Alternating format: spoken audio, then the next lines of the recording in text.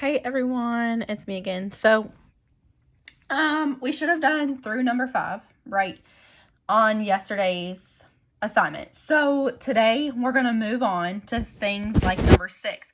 Now, if you read number 6, which I already have the work worked out, so I'm going to try to not kind of show that yet, but if you tried to look at number 6, you were probably like, okay, this looks really complicated because we have a lot of per month and per movie and what is X and what is Y, and yeah, so that's kind of what I want to talk about. And actually, number 6 and number 7 and number 8 and number 9, it's a lot more simple than things like numbers 1 through 5, believe it or not.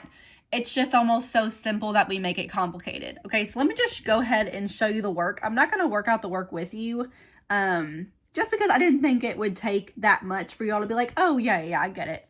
So here's all the work kind of worked out for you. So it says a cable company offers 2 movie plans. One plan, so this is the first plan, that's how I got my first equation, is $120 per month plus $5 per movie. So we see per month and per movie. And that's the confusing part. So let's just kind of go on for a second. The other plan costs $150 per month. There's that per again for unlimited movies. That's weird. How many movies must Maggie rent in order for the plans to cost the same amount? So, as you all know, I said that X is always like a number of something, okay? Number of something, and Y is always like a total of something. So, it's usually, in our case, in Algebra 1, the total cost. So, I think we could figure out pretty easily that Y would be the cost, okay? Because it says for the plans to cost the same amount. So, let Y equals the cost. Now, let's talk about the X. The reason why the X is the number of movies is because that is what the question is asking you all. It says, how many movies must Maggie rent? Now, let's just say the question asked, how many months, after how many months will the plans cost the same amount? Then the X would be the number of months. But the question's not asking about the number of months. It's asking about how many movies must she rent in order for them to cost the same amount, okay? So that's why I put let X equals the number of movies and let Y equals the cost, okay? That's a pretty good start, believe it or not. That's a pretty good start if you want to go ahead and write that down. I don't want to go too terribly fast here. All right, so let me go ahead and talk about my equations. So my first plan was kind of straightforward after I got these things. That's why I'm telling you all that these things are really, really important, because the rest of this problem completely banks on you understanding what X and Y represent, all right? So the first plan, I got Y equals $120. Now, why did I not have X next to 120? Well, because we said X represents the number of movies, and it just says one plan, or this first plan, costs $120 per month. All right, so that just means that that's a flat base per month amount. All right, so it's $120 plus $5 per movie.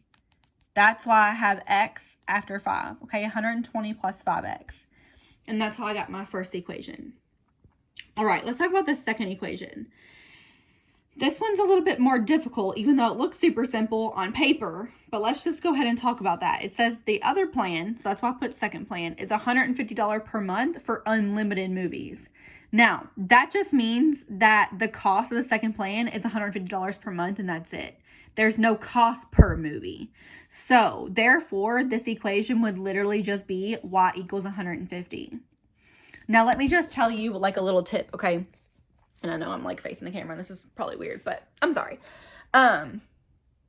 If the problem says unlimited amount, that usually means that there's not going to be an X in your equation, okay, in that second one. If it says unlimited, it means that you're not going to have an X in that second equation. I'm just going to tell you that up front.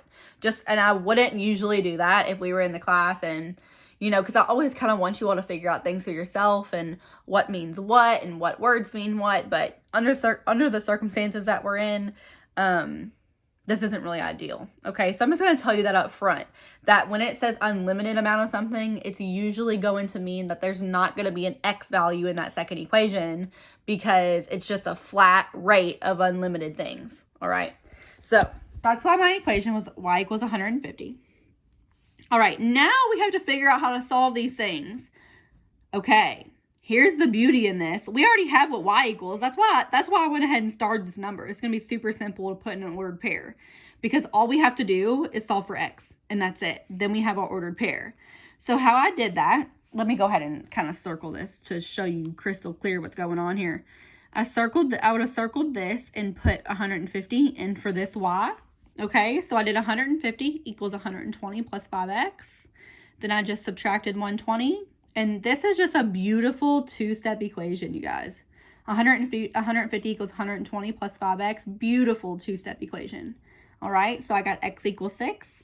Put that in an ordered pair, and then I wrote a sentence. So x is the number of movies, which is 6, and 150 is the cost.